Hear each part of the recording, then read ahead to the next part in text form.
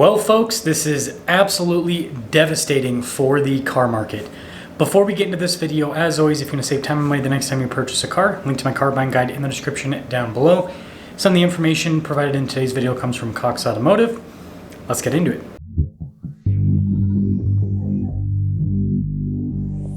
Well, let's just jump straight into the headline because it is absolutely brutal, or at least I think it's absolutely brutal. So, car repossession rates have skyrocketed. It's like stonks, but in the worst possible way. So repossession rates are up by 23% year over year. So for the first half of 2024 compared to the first half of 2023. They are 14% higher than what they were prior to the pandemic. Repossession rates are higher than what they were in 2020, which, people consider a recession. They're higher than in 2008, which was also a recession. That was a bad recession, right? A lot of people lost their homes during the '08 housing crash. And not only did they lose their homes, they obviously lost their cars, right? Again, repos were really high. You have to remember, if someone's going to lose a big ticket item like a house, they're also probably going to lose other big ticket items like vehicles.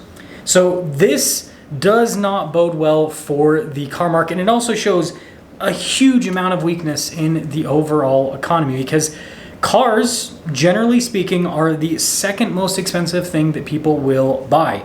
And so if people are having that big of a thing get repossessed, right, they can no longer pay for that, which, again, in most parts of the US is a necessity. If you don't have a car, you can't get to work, right? You can't make money.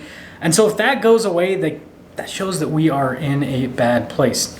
Now, there is something to mention that I think is important to differentiate today from 2008, and that is the housing side of things. So in 2008, it was just brutal collapse everywhere, right? Housing prices crashed at the same time that car prices crashed, repossessions were up, and foreclosures were also up during that time period.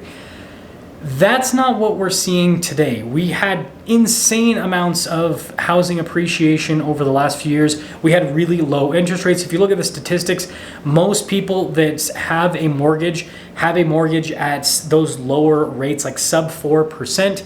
And so that is a big differentiation. Again, I'm not a housing expert, but what I can do is read numbers. And what I see is we're not having the housing collapse situation that we had in '08. A lot of people, if they can't make their mortgage payment, they can just sell their house and then go and rent or live with family. Obviously, it's always case-by-case basis, but most people, not all, but most people are in a situation where they've got some equity or, again, super low interest rates, so their payment is, well, as reasonable as it can get with these overinflated housing prices. So we'll see if that continues, right? We'll see if that trend continues. But as for the car market, this doesn't bode well. So we're already seeing continued weakness within the used car market where wholesale values are declining, retail values are also softening, and the new car market is not in a good place either. New car volume in terms of vehicle sales is just not in a good place. We're still in that 15 million unit range, whereas a healthy market today should be closer to 18 million new cars sold per year. So we're at a really big deficit, and this, I think, just shows why we're at such a big deficit. Affordability is not there. And I think that automakers are starting to somewhat see the writing on the wall, but they're not wanting to make the changes that they need to make. Another video that I'm going to make at a later date is in regards to Stellantis, which I think is a perfect example of just denial of what's happening.